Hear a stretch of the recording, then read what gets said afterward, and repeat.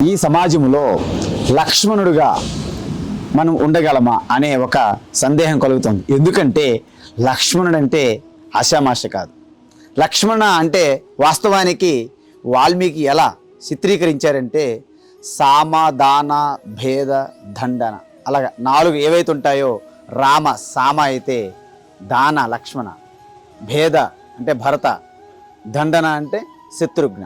అదేవిధంగా ధర్మార్థ కామ మోక్ష, ధర్మార్థ కామ మోక్ష ఇలా చతుర్థ పురుషార్థాలు ఏవైతే ఉన్నాయో ఈ విధంగా మనము రామ లక్ష్మణ భరత శత్రుఘ్నుని చూస్తాం.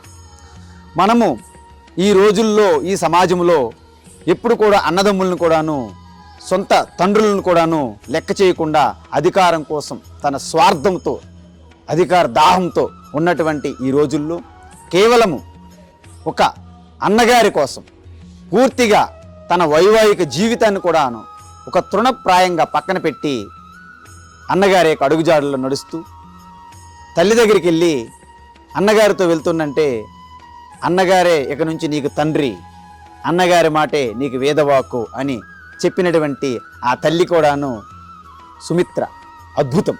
కాబట్టి రామాయణంలో ప్రతి ఒక్క పాత్ర కూడాను అత్యద్భుతంగా మలిచారు.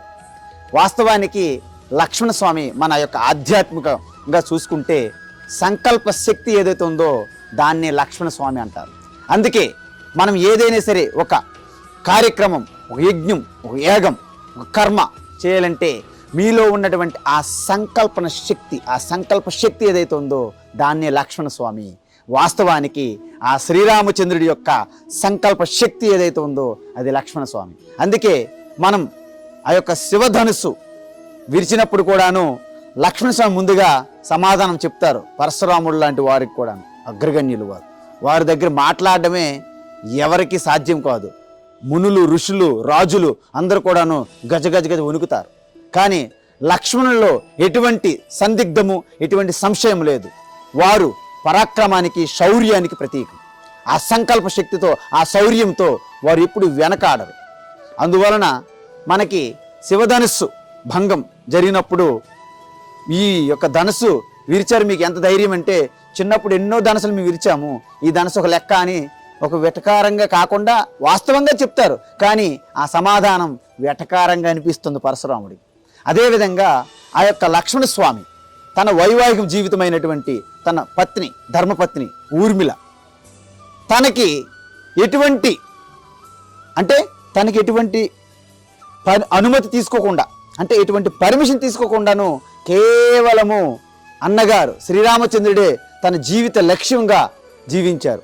అదేవిధంగా లక్ష్మణుడు ఏంటంటే ధర్మదేవత అయినటువంటి ధర్మస్వరూపానికి విగ్రహమైనటువంటి శ్రీరామునికి ఒక పవర్, ఒక ఎనర్జీ లాంటి వాళ్ళు, ఒక సంకల్ప శక్తి, సృజన శక్తి.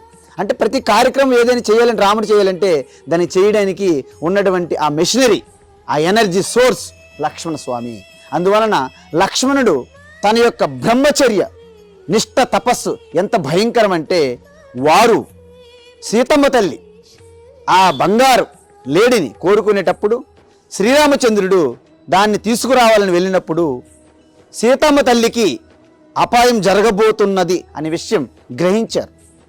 తన యొక్క బ్రహ్మచర్య నిష్ఠ, తన యొక్క తపశ్శక్తితో ఒక రేఖ తీశారు.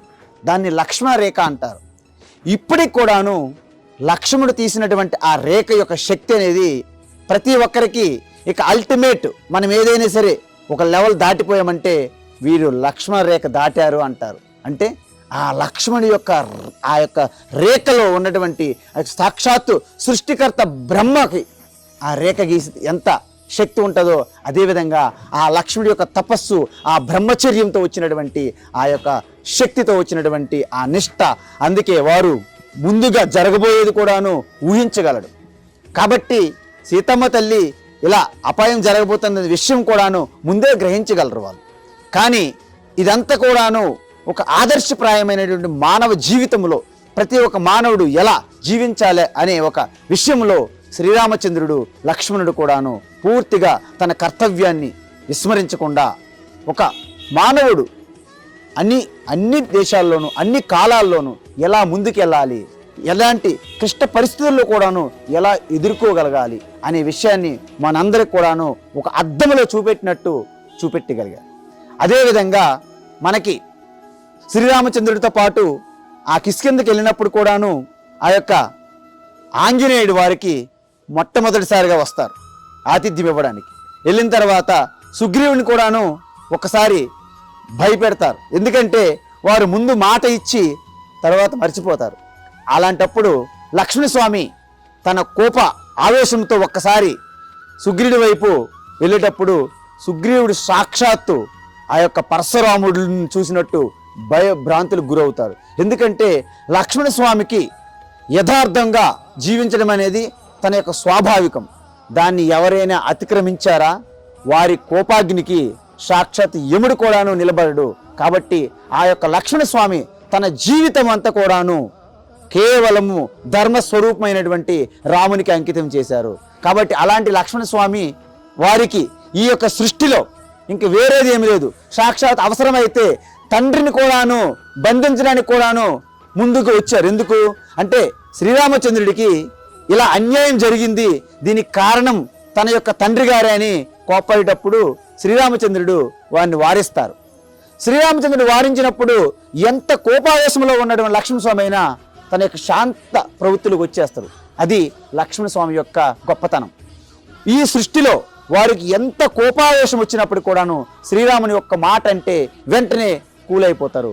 అంటే వారు కేవలం కూడాను ఒక కర్పూరం వలె, అంటే కర్పూరం ఎలాగైతే ఒక్కసారి వెలుగు చిమ్మి తొందరగానే తాత్కాలికంగానే వెలుగుండి ఎలాగైతే ఆరిపోతుందో, లక్ష్మణస్వామి యొక్క కోపం కూడాను కేవలం కూడాను ఒక మంచి కోసమే వారు కోప్పడతారు తప్ప వారి జీవితంలో ఎటువంటి అజ్ఞానంతో రాగద్వేషాలతో స్వార్థంతో లేనటువంటి అత్యంత గొప్ప పవిత్రమైనటువంటి ఒక త్యాగమయమైనటువంటి ఒక భక్తి శ్రద్ధ ప్రేమ శాంతి స్వరూపమైనటువంటి ఆ లక్ష్మణస్వామి అనేవారు చాలా గొప్ప. ఎందుకంటే అందరూ కూడాను శ్రీరామునికి మనం ఆదర్శంగా తీసుకుంటాం, కానీ సాక్షాత్తు తల్లిని భార్యని విడిచిపెట్టి కేవలము శ్రీరామ సీతలకు సేవ చేసుకోవడమే తన జీవిత ధ్యేయమని వారు కూడాను, వారికి ఎటువంటి సంబంధం లేదు, వనవాసంకి వెళ్ళాలని రూల్ లేదు. వాస్తవానికి లక్ష్మణస్వామికి ఈ 14 సంవత్సరాలు వనవాసం చేయాలని ఎటువంటి నిబంధన రూలు లేదు.